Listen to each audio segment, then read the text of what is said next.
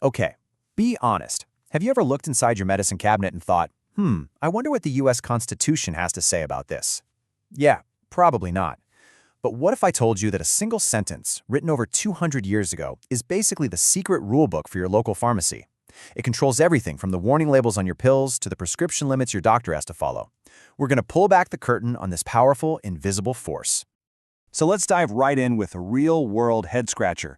Picture this. You're in New Jersey, and you get your first prescription for an opioid for, say, a bad injury. The pharmacist can only give you a 5-day supply, max. But here's the kicker. There's no federal law that sets that limit. So how on earth can a state just make up a rule like that? Who's really in charge here?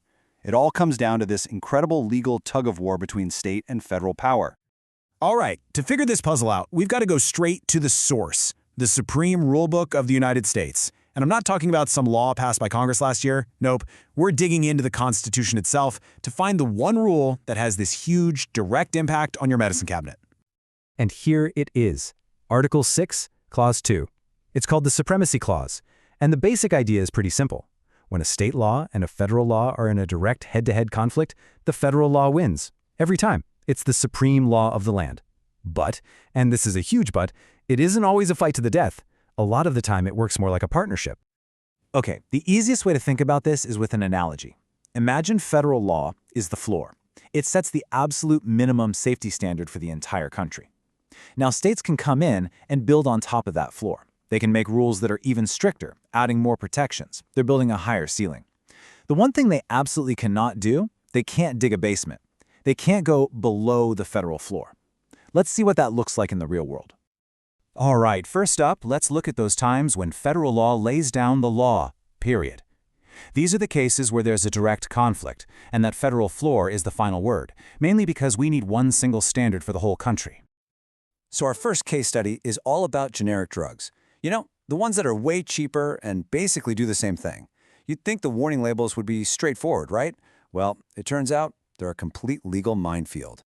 So let's say a state court decides that a generic drug needs a tougher warning label than the one it has. The question is, can that state actually force the company to change the label, even if it makes it totally different from the brand name version it's supposed to copy?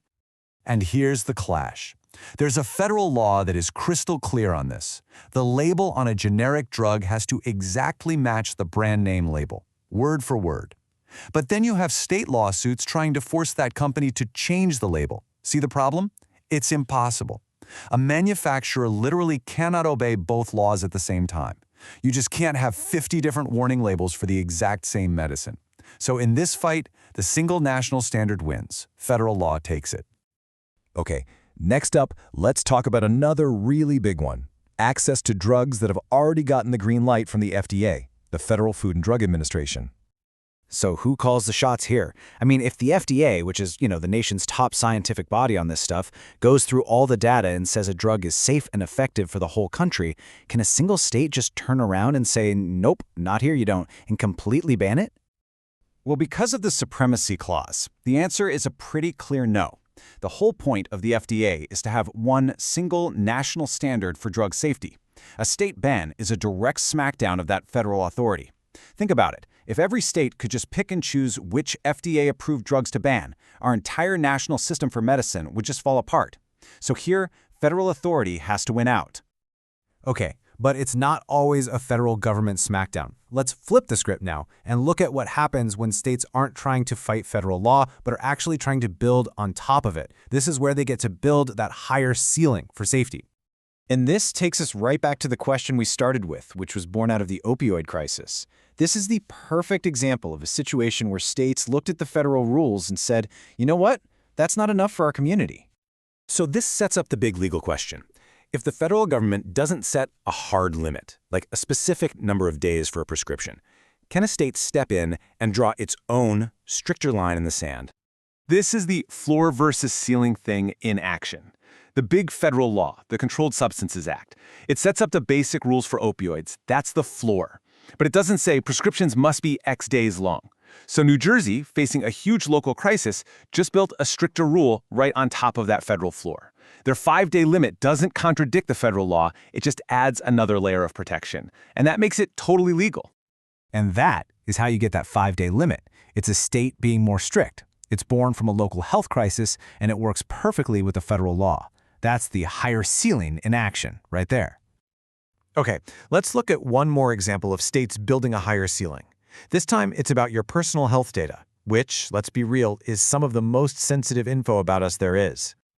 I'm sure we've all heard of HIPAA, right? It's that big federal law that sets the national baseline for patient privacy. But what if a state decides, we want to give our citizens even more protection than that? Can they do it? Oh, absolutely. In fact, HIPAA was designed from the get-go to be a federal floor. It basically tells states, hey, this is the minimum. Feel free to do better. And some do. California, for instance, has laws that require extra consent from you before super-sensitive info, like mental health records, can be shared. It doesn't fight HIPAA, it just makes it stronger. So when it comes to privacy, states have a ton of room to build that higher ceiling. So, after all this legal back and forth, what's the big takeaway? Why does any of this matter? Well, this isn't just some abstract constitutional debate. It's a constant balancing act that has a real, direct impact on your health. And you can really see the pattern laid out here. When we absolutely need one single national rule, think drug approvals, think uniform labels, the federal government sets the floor, and that's that. But when we're dealing with issues where local needs might be really different, like a specific health crisis or how much privacy people want, states get the freedom to build that higher, more protective ceiling. It's this dynamic give and take that really tries to get us the best of both worlds. So, let's boil it all down. What's the bottom line? Federal law gives us consistency, a reliable, safe drug supply that's the same no matter where you are in the country. And state laws give us flexibility, the power to react to unique local problems as they pop up. It's this incredible balance between the two that makes our public health system work. And all this leaves us with one big, final question to think about.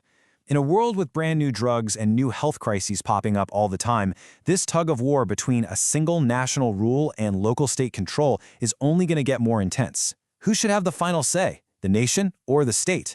It's not just a legal question anymore. It's a question that will define the future of our health